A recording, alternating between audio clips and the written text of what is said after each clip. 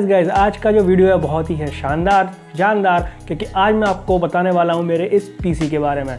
तो मेरा टारगेट है कम से कम 300 लाइक्स। तो प्लीज़ 300 लाइक्स तो इस वीडियो पर कर दीजिए और ज़्यादा से ज़्यादा शेयर करिए। और क्या करना है आपको, जाने से पहले इस चैनल को सब्सक्राइब जरूर कर देना है। तो चलिए फटाफट से कर लेते हैं मॉनिटर की अनबॉक्सिंग, ताकि मैं आपको बता सकूँ मैंने ये मॉनिटर क्यों लिया और कैसे लिया।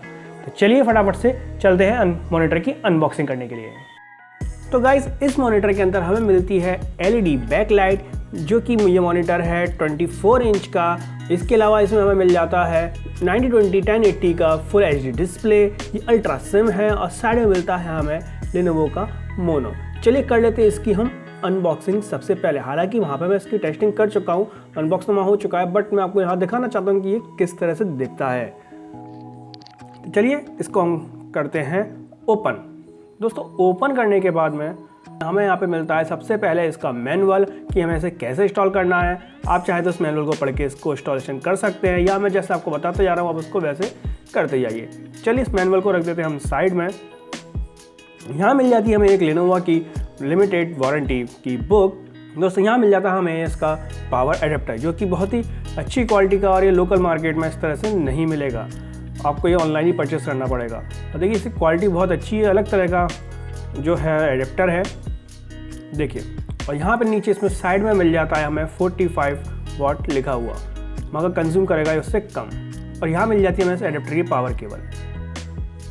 और दोस्तों उसमें मिल जाती है हमें इसकी HDMI केबल, जिससे कि हमारे मॉनिटर में साउंड आने वाला है।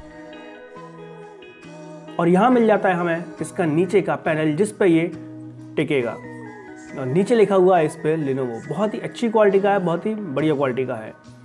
चलिए इसको भी रख देते हैं साइड में।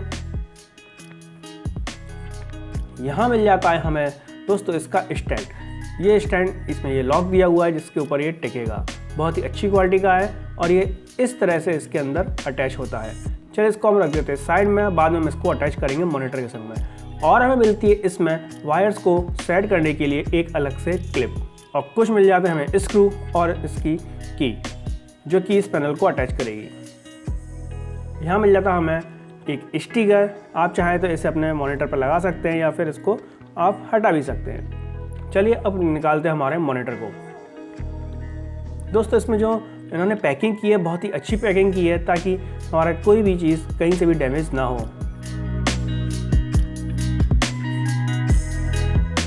चलिए मॉनिटर को तो हमने निकाल लिया गाइस। अब इसमें करते हैं हम स्टैंड को फिट। इस तरह से आपको स्टैंड को करना है इसमें लॉक। अब बारी आती है इसके नीचे के पैनल की। इस तरह से आप इसमें इस पैनल को लगा दीजिए। दोस्तों बहुत इजी है इसको फिट करना, बहुत ही आसान है, आप आराम से इसको कर सकते हैं। और पूरा मेटल का है ये, तो आपको इसकी बिल्ड क्वालिटी भी अच्छी लगेगी एक बार में देखने में ही। अगर आपको लगे तो आप है ना एक बार लेनोवो के शोरूम पर जा करके इसको एक बार टेस्ट करके आइए, क्यों मैंने इसको लिया, क्यों इसकी ब्यूटी अच्छी लग रही थी। चलिए इसको हम कर देते हैं टाइट।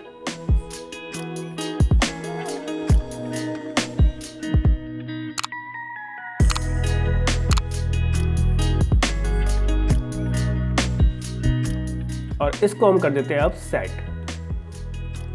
अब हम लगा देते हैं इसमें ये HDMI केबल और इसका पावर केबल, और यहाँ पे क्लिप लगा करके इन वायर्स को कर देते हैं सेट। तो गाइज ये मॉनिटर है बहुत ही अल्ट्रा सिम, बहुत ही फ्लैट है, और इसमें मिलता है IPS पैनल, इसलिए मैंने इस मॉनिटर को चूज़ किया। और संग में हमें ऐसा मिलते हैं इंक्लूड स्पीकर्स, जो कि है इंटेल के, सीधे ऑडियो को डायरेक्ट सपोर्ट करते हैं। और इसमें हमें कोई जैक पिन, अलग से कोई ऑक्स केबल नहीं लगानी पड़ती CPU या मॉनिटर के संग में, इसलिए मैंने इस मॉनिटर को चूज़ किया। और अगर आप इसको देखेंगे तो इसका जो ओरिजिनल नाम अगर आप नेट पे सर्च करते हैं, ये आएगा Q24i1L के नाम से। तो आप इसको नेट से भी ऑनलाइन परचेस कर सकते हैं, इसकी लिंक मैं डिस्क्रिप्शन बॉक्स में डाल दूंगा। अब बारी आती दोस्तों हमारे CPU की अनबॉक्सिंग मैं पहले कर चुका हूँ। दोस्तों यहाँ मिल जाता है एक HDMI पोर्ट और एक VGA port, PS2 keyboard mouse के लिए एक अलग से पोर्ट, 4 2.0 के USB स्लॉट, 2 3.0 के USB स्लॉट, एक हमें मिल जाता है LAN का पोर्ट, और बाकी में मिलता है माइक और रिकॉर्डिंग के लिए कुछ अलग से ऑडियो स्लॉट। हम इसमें इनको भी लगा कर देते हैं सेट। पहले हमने HDMI केबल लगा ली, तो हमने लगा दी वाईफाई की पिन और लैन केबल स्लॉट में हमने लैन केबल डाल दी और हमने लगा दी कीबोर्ड और माउस की पिन।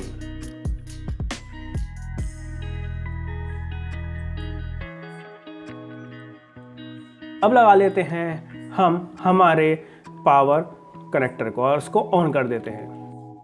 ऑन करते देख रहे दोस्तों, इसके दोनों फैंस चालू हो गए हैं, यानी कि हमारा CPU चालू हो चुका है।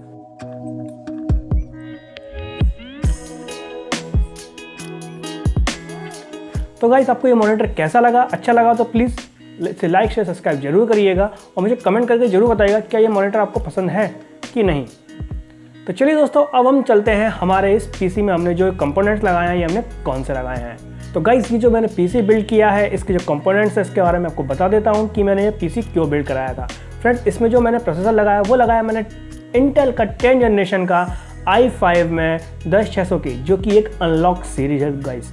अब आप बोलेंगे सर आपने इसमें अनलॉक सीरीज ही क्यों लगाई? आप बाकी अदर उसमें भी जा सकते थे, राइजन में जा सकते थे। हाँ, मैं उसमें जा सकता था, बट इसका जो क्लॉक बेस है उन सबसे बहुत ही बेटर है। ये आपको 40,000 के बजट में ये पूरा PC मैंने बिल्ड किया है, आपको बहुत ही ईजी मिलेगा। क्योंकि अगर आप इसमें 12 जनरेशन पे आएंगे वो आपको लगभग 45 के आसपास पड़ता है। मगर इस जो प्रोसेसर की जो खास बात है, एक तो ये अगर आप ऑफलाइन मार्केट में जाएंगे तो 20-21 हज़ार में आपको ये प्रोसेसर मिल जाएगा, और वही अगर आप राइजन में जाएंगे तो वो भी लगभग इतने का ही पड़ता है।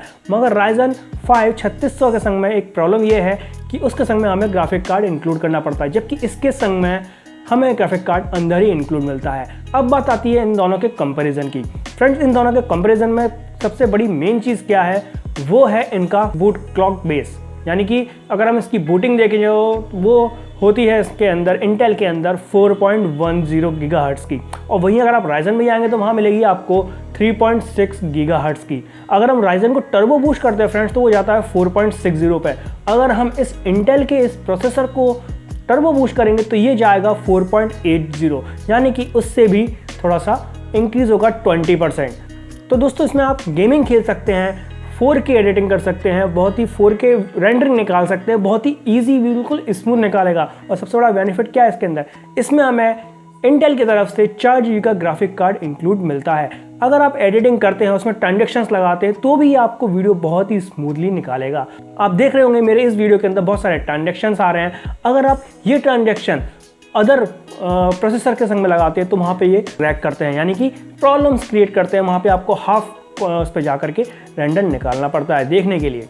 अब बात आती है इसमें मैंने और क्या क्या चीज़ें लगाई। दोस्तों, मैंने इसमें आपको पिछली वीडियो में बताया था, जब मैं इसको PC बिल्ड कराया था, मैंने इसमें हार्ड डिस्क लगाई सिम्ट्रॉनिक्स की 120 GB की, क्योंकि हम बजट PC बना रहे हैं। मेरा बजट लगभग इतना ही था, अब हम इसमें धीरे धीरे आगे बढ़ाते रहेंगे।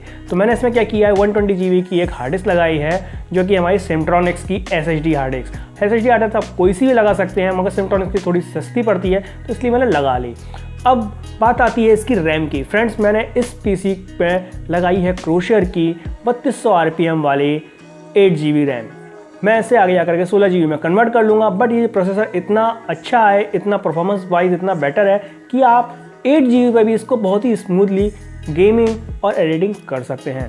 अब बात आती है इसमें मैंने जो पावर सिंक लगाई है, हीट सिंक लगाई है, वो कौन सी लगाई है, वो मैंने लगाई है कूलर मास्टर की हीट सिंक। अगर आप ऑफलाइन परचेस करेंगे तो लगभग 2200 के आसपास पड़ी आएगी। मेरे को भी ऑफलाइन में 2200 के आसपास पड़ी है। अब आप बोलेंगे सर आपने ये सब चीज़ें ऑनलाइन क्यों नहीं मंगाई? फ्रेंड्स, अगर मैं इसको ऑनलाइन मंगा लेता तो होता क्या, मेरे को ऑनलाइन ही इन सब की गारंटी मिलती। अगर हम लोकल में रह रहे हैं और हमारा 1000-1500 का अंतर आ रहा है तो हम इसे ऑफलाइन में परचेस करें तो बेटर है, क्योंकि हमें बाय शॉप से ही हमें इन सब पे गारंटी मिल जाती है। गाइस, अब बात आती है इसके मदरबोर्ड की। मैंने इसमें मदरबोर्ड कौन सा चूज़ किया है, मैंने आपको लास्ट वीडियो में बताया था। मैं इसमें लगवा रहा हूँ MSI का H510M A Pro, जो कि सपोर्ट करता है 10th और 11th जनरेशन के प्रोसेसर्स को, तो इसलिए मैंने इसको लगवाया। अगर मेरे को इन द फ्यूचर आगे जाकर के मेरे को अगर 11th जनरेशन में कन्वर्ट करना है प्रोसेसर में, तो मैं इसमें 11th जनरेशन के i3 से लेकर के i7 i9 तक के प्रोसेसर को इसमें ऐड कर सकता हूं इस मदरबोर्ड पे, और ये बहुत ही ईजिली सपोर्ट कर देता है। इसमें हमें मिलता है HDMI का डिस्प्ले, VGA डिस्प्ले, और भी चीज़ें मिलती हैं वो मैं आपको बताता रहूँगा। अब बात आती है इसकी परफॉर्मेंस की। दोस्तों इसका जो परफॉर्मेंस है बहुत ही बेस्ट निकल के आया है। अगर मैं इस पर कॉल ऑफ ड्यूटी गेम खेलता हूँ तो बहुत ही बढ़िया लगता है। अब बात आती है दोस्तों इसकी कैबिनेट की। दोस्तों मैंने कैबिनेट क्यों ली, इसका एक रीज़न था। इसमें हमें फ्रंट में एक 120 mm का RGB फैन मिल जाता है और संग में बैक में भी मिल जाता है, और संग में इसकी जो लाइटिंग देख रहे हैं दोनों तरफ इसमें लाइटिंग मिल जाती है। मात्र ये मेरे को मिली है ऑनलाइन 3100 रुपये की, बट अभी थोड़े से प्राइस बढ़ गए होंगे तो शायद 3200 की आ रही होगी, तो मैं आपकी इसकी लिंक डिस्क्रिप्शन बॉक्स में डाल दूंगा, आप वहाँ से इसे परचेज कर सकते हैं। अब बात आती है दोस्तों इसकी प्राइस की, ये टोटल कितने में बिल्ड हुआ है।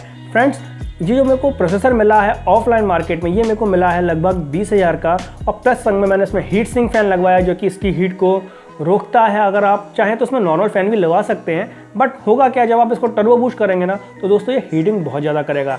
हीटिंग करेगा तो हमारे को काम करने में थोड़ी सी प्रॉब्लम आएगी, इसलिए मैंने ये इसमें कूलर मास्टर का हीट सिंक लगाया जो कि मुझे ऑफलाइन मार्केट में मिला है लगभग 2200-2000 के आसपास। ठीक है, आप इसे ऑनलाइन भी परचेस कर सकते हैं, आप चाहें तो और कोई सा भी इसमें हीट सिंक लगा सकते हैं।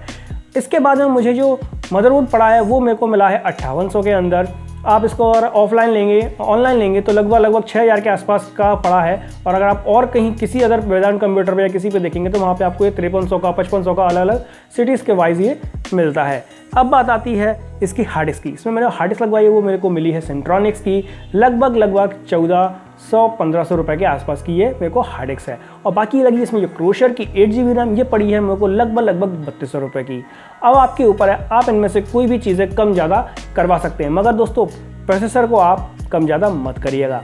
अगर आप प्रोसेसर में जाते हैं इंटेल के 10400 के अंदर तो दोस्तों वो आपको लगभग 15 से 16,000 के आसपास मिल जाता है, क्योंकि वो उसमें ग्राफिक कार्ड इंक्लूड होता है। अब दोस्तों बात आती है कि ये ग्राफिक कार्ड इसमें इंक्लूड होके आता है, तो सर आप राइजन पे क्यों नहीं गए। फ्रेंड्स राइजन मैं आपको पहले ही बता चुका हूँ, अगर मैं राइजन पे जाता तो पहली बात तो वो हीट करता है बहुत ज़्यादा। अभी फरवरी का मंथ चल रहा है और मेरे ऑफिस में भी लगा हुआ है, और कंडीशन ये हो जाती है जब वो हीटिंग करता है तो हमें फ़ैन चालू करना पड़ता है, क्योंकि वो वहाँ पे एक ऐसा एटमॉस्फेयर पैदा कर देता है कि वहाँ पे आपकी उमस होना चालू हो जाती है, फिर आपको गर्मी लगेगी। तो और अगर मैं इसको नॉर्मल अपने घर में लगाऊंगा तो क्या होगा, मेरे घर में ये काम नहीं करेगा, क्योंकि जो AMD के प्रोसेसर्स हैं दोस्तों ये बने हैं सर्दियों के लिए, यानी कि जो बाहर की कंट्रीज़ है वहाँ पे ज़्यादा चलते हैं। हमारे इंडियन कंट्री के लिए हमारा इंटेल बहुत बेस्ट है, और जो हमारा ये 10 जनरेशन का प्रोसेसर है ये बीट करता है हमारे Ryzen 5 3600 को। चाहे आप 3600 ले लें, चाहे आप 3600S ले लें। अगर आप 3600S लेते हैं तो वो कम से कम आपको 30 से 40 हज़ार के आसपास का पड़ता है प्रोसेसर, और अगर आप ये इंटेल का लेते हैं तो ये लगभग आपको 20 से 22 हज़ार के अंदर हीट सिंक के संग में आपको ये मिल जाएगा। तो दोस्तों ये पीसी आपको कैसा लगा मुझे कमेंट करके जरूर बताइएगा। तो दोस्तों ये तो हो गया हमारा पूरा पीसी बिल्ड। अब बात आती है मेरे मॉनिटर की। दोस्तों ये मेरे को मॉनिटर पड़ा था लगभग 14,000 का लेनोवो के शोरूम से। आप चाहें तो कोई भी मॉनिटर ले सकते हैं, मॉनिटर आपके लिए ऑप्शनल है। आप चाहें 18 इंच का मॉनिटर ले सकते हैं, 19 इंच का मॉनिटर ले सकते हैं, जो भी आपके प्राइस में आ रहा है आप उसको ले सकते हैं। मगर अगर आप CPU को बिल्ड करेंगे तो लगभग एक 40,000 के आसपास पड़ जाता है। अब बहुत से लोग ये कहते हैं कि आपको ये PC पड़ेगा 40,000 के से 45,000 के बजट के अंदर। तो दोस्तों उसमें मैं आपको थोड़ा सा एक राय देना चाहता हूँ। अगर आप का बजट 40,000 है तो आप इस पीसी को ही बिल्ड करें। क्यों? अगर आप 10400 या 10400F के अंदर जाते हैं तो दोस्तों 10400F के संग में अगर आपने ग्राफिक कार्ड 2 GB का लगा लिया तो दोस्तों इसमें जो ग्राफिक कार्ड मिलने वाला है ना वो लगभग आपको मिलेगा 4 GB का। ये मैं आपको पहले ही बता चुका हूँ। और अगर आप वही ग्राफिक कार्ड वाला 10400 लेंगे तो उसमें भी 4 GB ग्राफिक कार्ड ही मिलेगा। अगर आपने 10400F लगा लेना दोस्तों तो प्रॉब्लम क्या आएगी, एक तो उसका जो बूट क्लॉक है वो है 2.90 और जब उसको आप बूट करेंगे तो जाएगा वो लगभग 4.10 पे। और अगर आप वहाँ पे वीडियो एडिटिंग कर रहे हैं तो आप 2K एडिटिंग तो कर लेंगे मगर आप 4K एडिटिंग उसमें रेंडरिंग नहीं कर पाएंगे। तो यही कारण था मैं 10400 पे नहीं गया। वो मेरे को वो प्रोसेसर मेरे को तो बहुत कम में मिल रहा था, लगभग 11 से 12 हज़ार के आसपास मेरे को प्रोसेसर पड़ रहा था और मेरा पीसी बिल्ड हो रहा था 30,000 के अंदर। अगर मेरे को गेमिंग करनी है और मेरे को अच्छी एडिटिंग करनी है, मेरे को इसमें 3D एनिमेशन करना तो ईजिली इसके अंदर बहुत आराम से चल जाएगा, इसलिए मैंने इस पीसी को बिल्ड किया। तो अब समझ में आया आपको दोस्तों कि मैंने क्यों इस पीसी को बिल्ड किया। कारण यही था कि मेरे को अगर एडिटिंग करनी है, मेरे को गेमिंग खेलनी है, हाई परफॉर्मेंस गेमिंग खेलनी है, हाई लेवल के गेम्स खेलने हैं जैसे call of duty, modern war, GTA 5, ये अगर आप गेम खेलेंगे इसमें बहुत ही ईजिली निकल जाएंगे और रन हो जाएंगे 8 GB रैम के ऊपर विदाउट ग्राफिक्स कार्ड। और ये बहुत अच्छे बेंचमार्क्स में निकाल के देता है, बहुत अच्छे आपको प्लेइंग करके देगा। तो ये पीसी इसलिए बिल्ड किया गया। अगर आपको दोस्तों ये पीसी अच्छा लगा तो प्लीज़ मुझे कमेंट करके ज़रूर बताइएगा। मुझे यही बताइएगा कि आपको इस सब चीज़ों के अंदर क्या चीज़ पसंद आई। मिलेंगे नेक्स्ट वीडियो में, तब तक के लिए बाय बाय।